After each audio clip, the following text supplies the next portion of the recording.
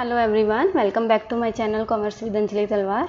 सो आज हम इकोनॉमिक्स का नेक्स्ट चैप्टर स्टार्ट करने वाले हैं जो कि है related to aggregate demand.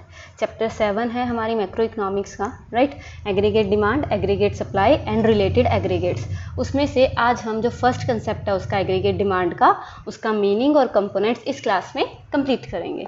So let's start with the meaning. अगर मैं एग्रीगेट डिमांड की बात करूं, देखो सुनो, आपने जो अभी तक डिमांड पढ़ी थी, अभी तक आपने जो डिमांड पढ़ा था यहाँ पे, राइट, एक सेकेंड रुकिए, आपने जो अभी तक डिमांड पढ़ी थी वो आपने माइक्रो इकोनॉमिक्स में पढ़ी थी।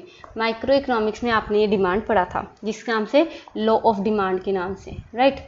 लॉ ऑफ डिमांड के नाम से जब हम ये पढ़ते हैं तो, और माइक्रो इकोनॉमिक्स में पढ़ते हैं तो माइक्रो इकोनॉमिक्स पहला ही चैप्टर आपको क्या बताता है कि माइक्रो हमेशा इंडिविजुअल यूनिट की बात करता है, लेकिन अब जो हमें पढ़ना है वो मैक्रो लेवल पे पढ़ना है। और मैक्रो लेवल हमेशा इकोनॉमी एज अ होल लेके चलते हैं, जिसमें हम वर्ड यूज़ करते हैं एग्रीगेट। तो यहाँ पे एग्रीगेट का मीनिंग क्या है? टोटल। यहाँ पे एग्रीगेट का मीनिंग क्या है? टोटल। ये बात समझ आई? सो एग्रीगेट डिमांड मतलब टोटल डिमांड।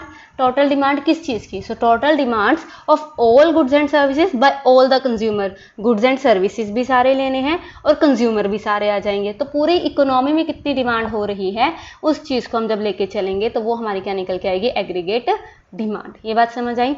और एक और बात सुनो, अब जो ये डिमांड लेके चलनी है, ये एक्चुअल एक्सपेंडिचर नहीं लेना कि एक्चुअल में हमने कितना खर्चा किया, राइट। हमें क्या लेना है? विश टू स्पेंड, कि लोग कितना खर्चा करने की सोच रहे हैं। ये बात समझ आई? तो हम इसमें लेके चलेंगे फ्यूचर में विश टू स्पेंड, ठीक है। तो एग्रीगेट डिमांड स्टार्ट करते हैं। सबसे पहला पॉइंट क्या कहता है? कहता है aggregate demand does not refer to the demand for any particular goods और सर्विसेज। किसी एक पर्टिकुलर गुड और सर्विसेज की बात नहीं करते, इसमें हम डिमांड लेते हैं of all goods and services in the economy. और एडी भी नॉर्मली अकाउंटिंग पीरियड के लिए, मतलब हमारी 1 अप्रैल टू 31 मार्च के लिए काउंट होती है। So during the period of an accounting year आ गया, तो ये क्या आ गया? Flow concept. स्टॉक क्या होता है? एक पर्टिकुलर पॉइंट ऑफ टाइम पे डेट आ जाती है जब, और during the period of time आ जाए तो वो फ्लो कंसेप्ट है। किया ना ये भी हमें? तो एडी को ना हम दो चीज़ों से रिलेट कर सकते हैं। एडी को हम दो चीज़ों से रिलेट कर सकते हैं। जो हम +1 में करते आए थे वो क्या था? प्राइस से। अगर मैं प्राइस की बात करूं तो हम नॉर्मली क्या पढ़ते हैं? There is negative relationship between price and demand. Price of a commodity increases, the demand will go down and vice versa, यही पढ़ते हैं। और एक हम ले सकते हैं इनकम के साथ, और इनकम के साथ क्या रिलेशन होगा? पॉजिटिव। ऑब्वियस सी बात है, अगर किसी की इनकम इंक्रीज होगी तो वो डिमांड भी इंक्रीज कर देगा। पूरी इकोनॉमी के अंदर अगर इनकम इंक्रीज हो रही है तो डिमांड भी इंक्रीज होगी। ये बात समझ आई? अब हमें हमारे सिलेबस के अकॉर्डिंग एडी को सिर्फ इनकम के साथ रिलेट करके चलना है, प्राइस वाला नहीं लेना, क्योंकि इसके बहुत सारे क्या थे बेटा? एक्सेप्शंस भी तो थे ना, ठीक है। सो अगर मैं आपको +2 लेवल की बात करूं, at the +2 level we study AD only in relation to the level of income. सिर्फ इनकम के साथ बात करनी है, जो कि क्या रिलेशन है? Positive. As the income of the consumers rises, the demand also rise, AD also rise. As the income decreases, AD also decreases. There is a positive relationship between price and AD. ये बात समझ आई? Easy है। Next point देखो, AD को हम measure करेंगे physical quantities, as the physical quantities नहीं करेंगे, सॉरी, हम इसको करेंगे खर्चा कितना हो रहा है। So in fact it is not possible to do so. हमें पता ही नहीं अभी इस चीज़ की कितनी फिजिकल क्वांटिटीज की डिमांड हो रही है। अब ये पेन है मेरे पास, ये पेन कितने लोगों ने डिमांड किया है, कितना बिका है। अब ये ऐसे ऐसे एक एक चीज़ को ऐड करते चलेंगे फिजिकल क्वांटिटी में, तो वो तो पॉसिबल ही नहीं है, राइट। इसीलिए हम क्या करते हैं? It is always measured in term of total expenditure, की पूरी इकोनॉमी के अंदर गुड्स एंड सर्विसेज पे कितना खर्चा हुआ है, एक्सपेंडिचर कितना हुआ है, राइट। इजी? यहाँ तक समझ आया? हो जाएगा ये, ठीक है। इसके अलावा हमारे पास था विश टू स्पेंड, ये भी इसी के साथ है।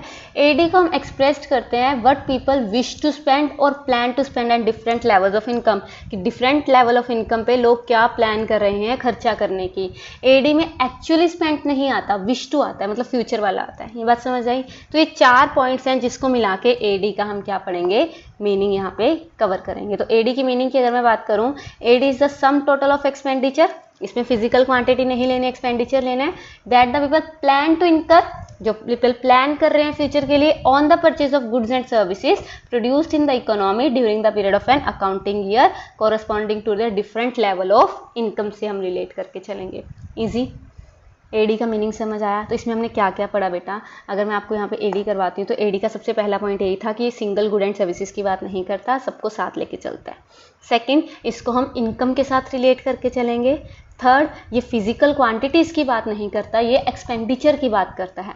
और फोर्थ, विश टू स्पेंड, कि क्या स्पेंड हम करना चाहते हैं, डिफरेंट लेवल्स ऑफ इनकम वो बात करता है। समझ आया एडी? ठीक है। तो अगर मैं एडी शेड्यूल की बात करूँ, देखो किसी भी चीज़ की शेड्यूल आ जाता है ना इकोनॉमिक्स में, तो हम कहते हैं टेबल। तो जो टेबल इनके रिलेशनशिप को शो करेगा वो एडी शेड्यूल है। तो हमें एडी का और किसका रिलेशनशिप दिखाना था? इनकम और एडी का। अब मुझे एक बात बताओ, इनकम जीरो से स्टार्ट हो सकती है? इनकम हमेशा हर पर्सन की किससे स्टार्ट होती है? जीरो से। आप हो एज अ स्टूडेंट, मोस्टली आप में से इनकम जो है सबकी ज़ीरो होगी, राइट। लेकिन क्या डिमांड ज़ीरो है आपकी? आप ये खुद सोचो, क्या एग्रीगेट डिमांड इकोनॉमी के अंदर ज़ीरो हो सकती है? नहीं।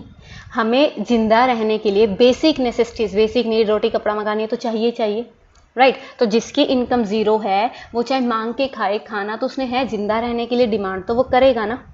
ये बात समझ आई? तो एडी कभी भी ज़ीरो से शुरू नहीं होती, एडी कभी भी ज़ीरो से शुरू नहीं होगी, इनकम हमेशा जीरो से शुरू होगी। एडी का कोई ना कोई मिनिमम लेवल ऑफ कंजप्शन होगा जिसको हम ऑटोनोमस कंजप्शन कहते हैं।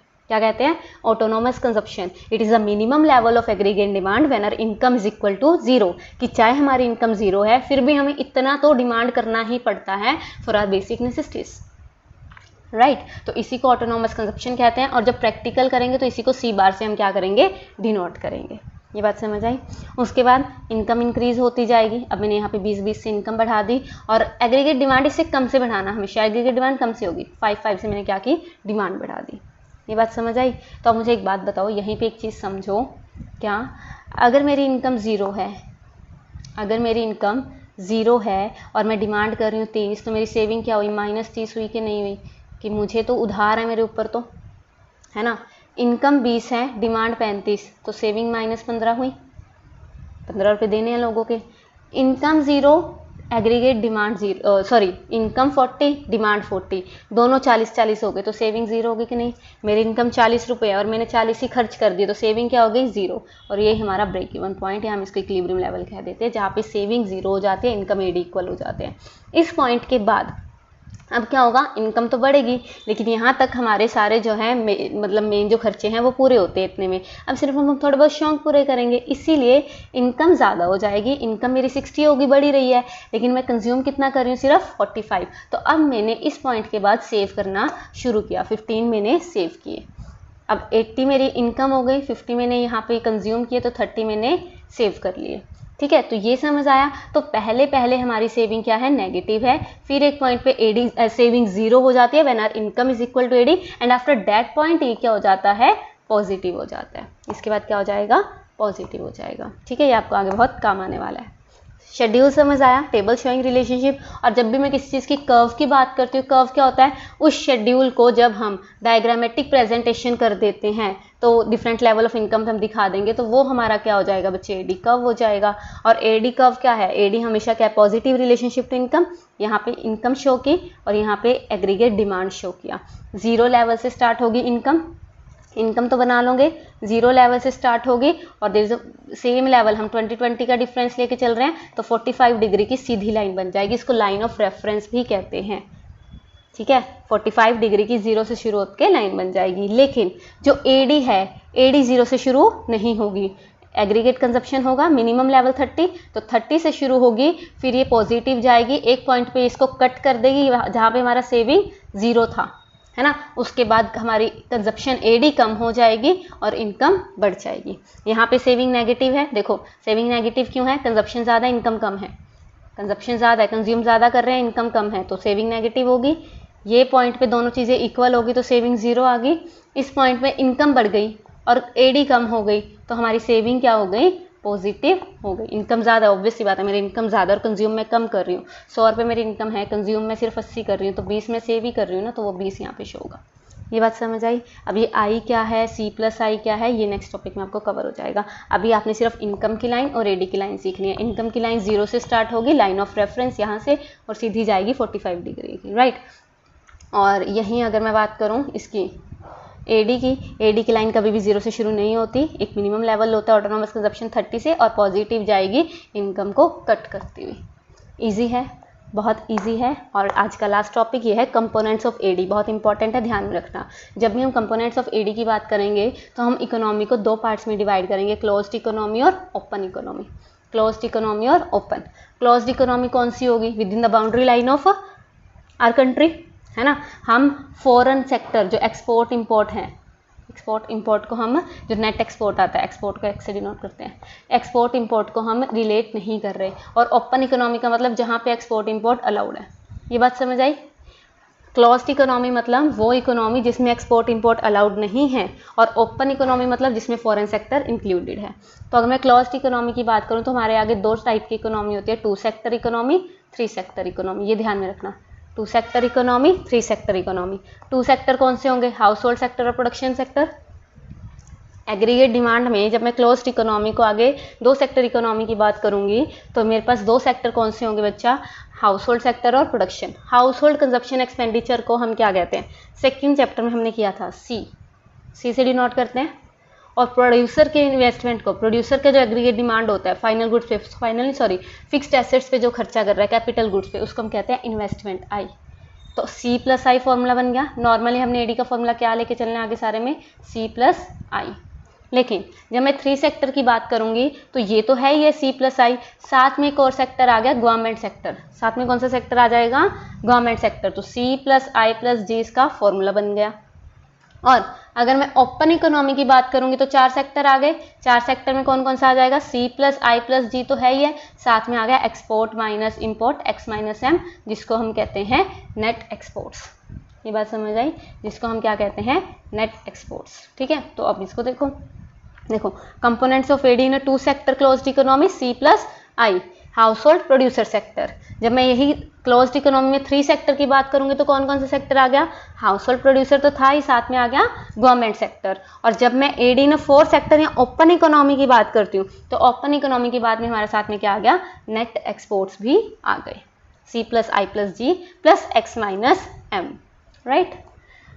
चलो जी, इसको कीजिए, ये बिल्कुल बेसिक है, इसको ढंग से पढ़ना। ये नहीं समझ आया तो अगले 2 चैप्टर और नहीं समझ आएंगे तो कोई फायदा नहीं है पूरा, और इससे नेक्स्ट वाला भी। तो ढंग से कीजिए इसको। तब तक के लिए थैंक यू सो मच, मिलते हैं नेक्स्ट क्लास में।